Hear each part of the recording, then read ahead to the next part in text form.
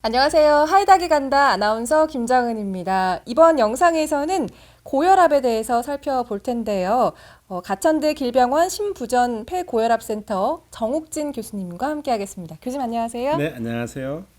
네, 교수님 1편 영상에서는 폐고혈압과 고혈압의 차이라는 주제로 함께하겠습니다.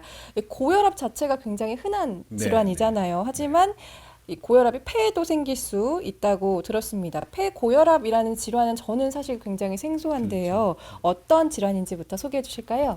우리 이제 피가 그러니까 심장에서 나와가지고 이제 전신을 돌고 나서 이제 심장으로 다시 돌아와서 다시 폐 쪽으로 갔다가 이제 심장으로 돌아오는데 네.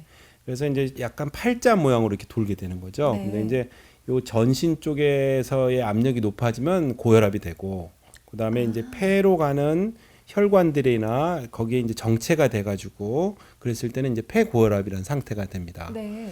근데 이제 우리가 보통 이제 고혈압은 140에 90이라고 이제 알고 계시잖아요. 네네. 그 압력을. 근데 이 폐 쪽은 사실은 약 스폰지처럼 이렇게 굉장히 저항이 없는 조직입니다. 이렇게 네. 스폰지에 물이 쫙 들어갔다가 다시 돌아온다고 생각하면 되는데 심장으로. 근데 거기에 이제 저항이 걸려서 압력이 높아지는데 그 전신의 한 4분의 1만 되더라도 압력이 높아지는 거예요. 그러니까 평균 압력 25만 높아도 폐고혈압이라고 우리가 합니다. 네네. 근데 이제 그래서 이게 문제가 되는 이유는 이제 그 폐로 피가 못 가기 때문에 네. 우리 오른쪽 심장, 그러니까 우심실이라는 데가 굉장히 이제 왼쪽 심장에 비해서 얇은 구조거든요. 네. 그래서 그러니까 오른쪽 심장이 이제 기능이 떨어지게 되는 우심부전이 생기게 되죠. 네. 그래서 우심부전 내지는 돌연사 이런 것 때문에 갑자기 돌아가실 수가 있어요. 폐고혈압이 있으면. 네네. 네, 그래서 좀 위험한 질환입니다. 보통 급사라고 하면 심근경색 같은 것만 생각을 그렇죠. 하는데 폐고혈압도 원인이 될 수 돌연사가 있군요. 올 수 있습니다. 그렇군요. 그렇다면 폐고혈압이 생기면 어떤 증상이 발생하나요? 폐고혈압이 생기면은 이제 주로는 숨이 찬 거죠. 근데 이제 평지는 괜찮은데 계단이나 언덕을 올라가면 한 층만 올라가도 숨이 차다. 그게 좀 약간 특징적인 증상이고. 네. 근데 이제 나머지 증상은 이제 부종이라든지 이게 붓는 거죠. 네. 그다음에 이제 기운이 없다. 그런 그냥 좀 다른 질환에서도 올 수 있는 증상이라서 그러니까 네네. 심장이나 폐질환이 있으면 다 생길 수 있는 증상이라서 처음에 구분하기가 되게 힘듭니다. 그렇겠네요. 네. 그러면 아무래도 조기 발견과 정확한 진단이 중요할 것 같은데 진단하기 위해서는 어떤 검사가 실시될까요? 네.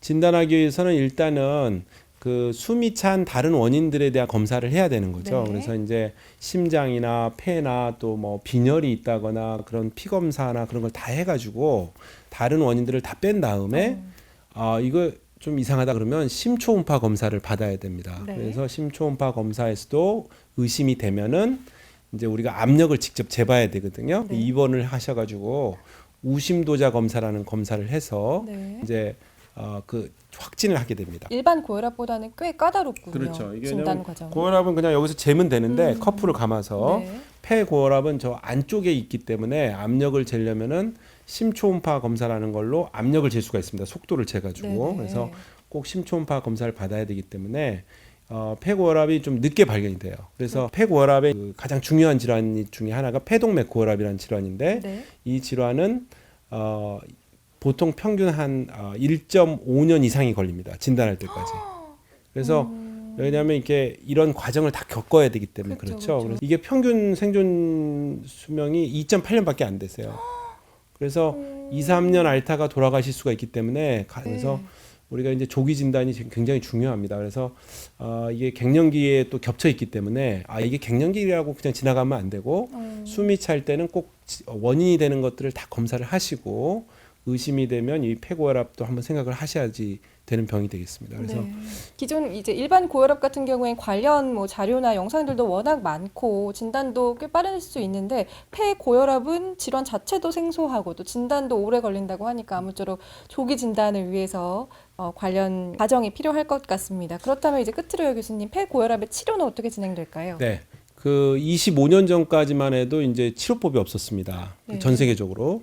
그리고 이제 15년 전에 우리나라에 새로운 치료제들이 하나씩 들어오기 시작해서 지금은 저희 나라에도 많은 치료제들이 있습니다. 그래서 뭐 2제, 3제 요법을 통해서 치료를 하면은 지금은 한 3배 정도, 그러니까 아까 2.8년이라고 했는데 네. 7.5년까지 늘릴 수가 있습니다. 네. 생존율을.